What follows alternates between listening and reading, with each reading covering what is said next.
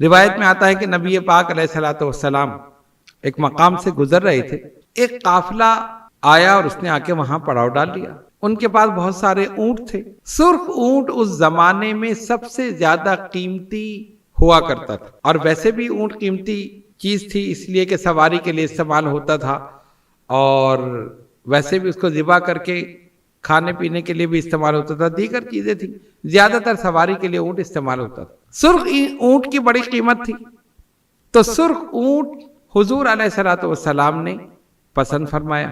پوچھا اس کی کیا قیمت ہے؟ قافلے والوں نے بتا دی۔ آپ نے فرمایا ٹھیک ہے، یہ قیمت میں تمہیں دیتا ہوں، یہ اونٹ مجھے دے دو، میں ابھی گھر جا کر اس کی قیمت تمہیں بھیجتا ہوں۔ سرکار دو عالم علیہ الصلوۃ والسلام اس کی رسی پکڑ کر چلے، وہ آپ کے پیچھے پیچھے چلتا رہا۔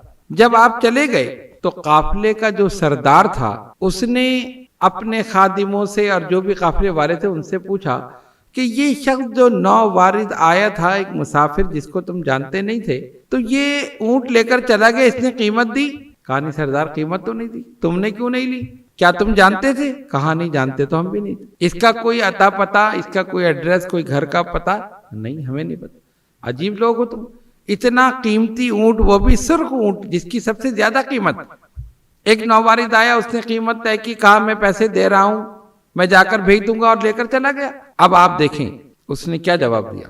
جب سردار نے غصے میں کہا نا کہ تم نے بغیر پیسے لیے اس کو کیسے جانے دیا؟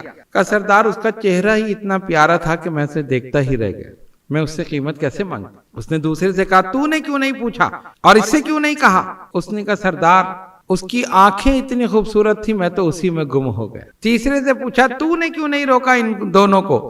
کہا جب وہ بولتا تھا اس کے دانتوں کے درمیان سے روشنی نکلتی تھی، اور بولتا تھا تو ایسا لگتا تھا کہ منہ سے موتی جھڑ رہے ہیں، میں تو اسی میں گم ہو گیا۔ سردار کو غصہ آیا، عجیب لوگ ہو، اتنا قیمتی اونٹ تم نے دے دیا، اگر اس نے پیسے نہیں بھیجے تو کون دے گا؟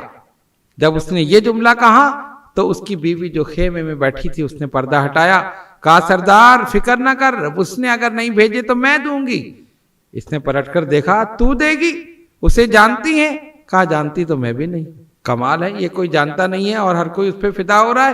تو نے اس کو دیکھا؟ ہاں میں نے دیکھا تھا، جس وقت وہ تمہارے ان نوکروں سے باتیں کر رہا تھا مجھے آواز آئی، میں نے پردہ ہٹا کر دیکھا، خدا کی قسم ایسا حسین و جمیل چہرہ میں نے پہلے کبھی دیکھا ہی نہیں، میں تو 100 جان سے اس پر قربان ہو گیا۔ اس نے جب یہ کہا ہے کہ وہ گھر جا کر پیسے بھیجے گا، یقیناً بھیجے گا، اس لیے کہ وہ جھوٹے کا چہرہ نہیں ہو سکتا، وہ سچے کا چہرہ ہے، اور اگر اس نے نہیں دیے تو میں دوں گی اپنی طرف سے۔ سردار حیران ہے، کبھی ادھر دیکھتا ہے کبھی ادھر دیکھتا ہے۔ اتنی دیر میں دیکھا صحابہ آ گئے، کہا یہ لو قیمت ہمارے آقا صلی اللہ علیہ وسلم نے بھیجی ہے۔ سردار نے کہا ہمیں بھی اسی آقا کے پاس لے چلو جس کے تم غلام، اور یہ سب کے سب وہاں جا کر کلمہ پڑھ کے مسلمان ہو گئے۔ میرے بزرگوں اور دوستوں، یہ ہے نبی پاک علیہ الصلوۃ والسلام کا حسن و جمال، اور آپ کا چہرہ تمام کائنات میں سب سے حسین چہرہ حضور پر نور صلی اللہ علیہ وسلم کا۔